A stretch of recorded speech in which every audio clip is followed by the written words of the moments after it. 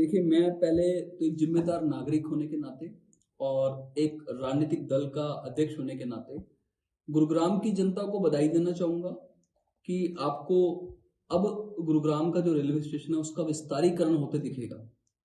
लेकिन एक सवाल और भी है मेरा इस सरकार से कि जितनी भी आपकी जन कल्याणकारी नीतियाँ होती हैं या आपको कुछ करना होता है तो वो सब चुनाव के समय पे क्यों याद आता है। जैसे आपने रेवाड़ी में अभी एम्स का शिलान्यास किया और आपने आज ही शायद कल किया है, आज किया है रेलवे स्टेशन का विस्तारीकरण मोदी जी ने वर्चुअल उससे किया है। ये कहीं ना कहीं ये सरकार फ्यूचर टेंस में बिलीव करती है, भविष्य काल में बिलीव करती है कि हम ये करेंगे क्योंकि अगले 1-1.5 महीने में चुनाव है। आपने घोषणा कर दी कि हम ऐसा करेंगे, लेकिन ये कितना होगा ये आने वाला समय ही बताएगा। तो मैं तो हमेशा से कहता आ रहा हूं कि ये सरकार घोषणाओं की सरकार है, कागजी सरकार है, कागजों पे काम करना पसंद करती है, धरातल पे काम करना पसंद नहीं करती, क्योंकि ये हर चीज को अपना एक कार्यक्रम बनाते हैं, अपना एक इवेंट बनाते हैं जिसमें वो भीड़ दिखाने का प्रयास करते हैं, लोगों को बरगलाने का, लोगों को गुमराह करने का प्रयास करते हैं। तो मैं तो यही कहूंगा आने वाला समय ही बताएगा कब एम्स बनेगा, कब गुरुग्राम का रेलवे स्टेशन का विस्तारीकरण होगा। क्या यहाँ सिविल हॉस्पिटल और बस स्टैंड की सबसे ज्यादा आवश्यकता थी, उसका शिलान्यास नहीं किया गया और जबकि रेलवे स्टेशन का कर दिया गया।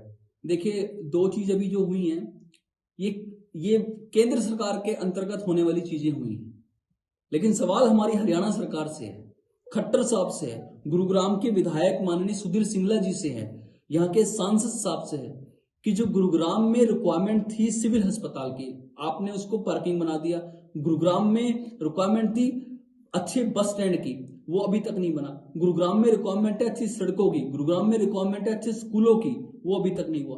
तो आप कहीं ना कहीं ये लॉलीपॉप देने का काम कर रहे हैं, चूंकि सबको पता है लोकसभा चुनाव है। और आप भूलिएगा मत, हरियाणा की जनता ने आपको 10 की 10 सीटें दी थी, 10 के 10 सांसद दिए थे, लेकिन 10 के 10 सांसद देने के बाद और इतना अच्छा आपको विधानसभा सीटें देने के बाद भी आज हरियाणा तरस रहा है और तड़प रहा है। और इसीलिए मैं अंकित अलग आज डंके की चोट पे कहता हूं, हरियाणा में परिवर्तन होगा और आने वाला समय नेताओं का नहीं सेवकों का होगा।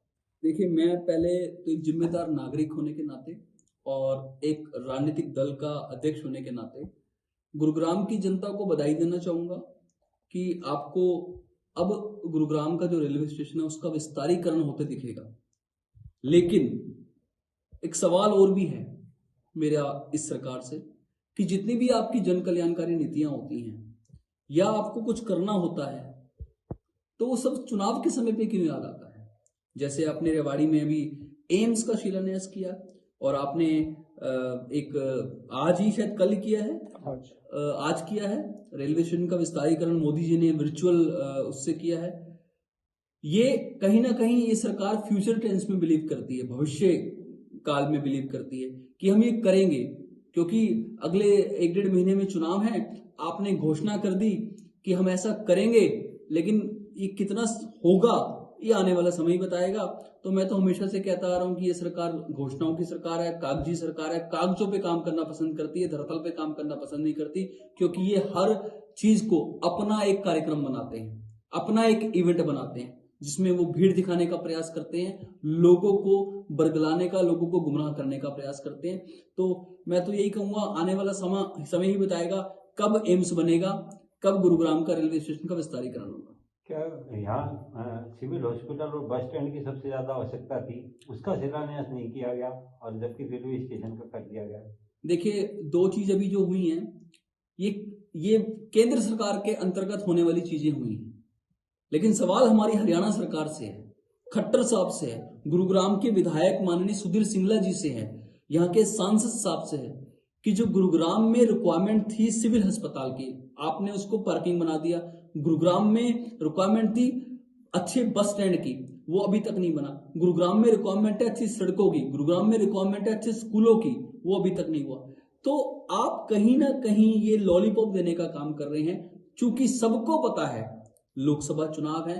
और आप भूलिएगा मत, हरियाणा की जनता ने आपको 10 की 10 सीटें दी थी, 10 के 10 सांसद दिए थे, लेकिन 10 के 10 सांसद देने के बाद और इतना अच्छा आपको विधानसभा सीटें देने के बाद भी आज हरियाणा तरस रहा है और तड़प रहा है।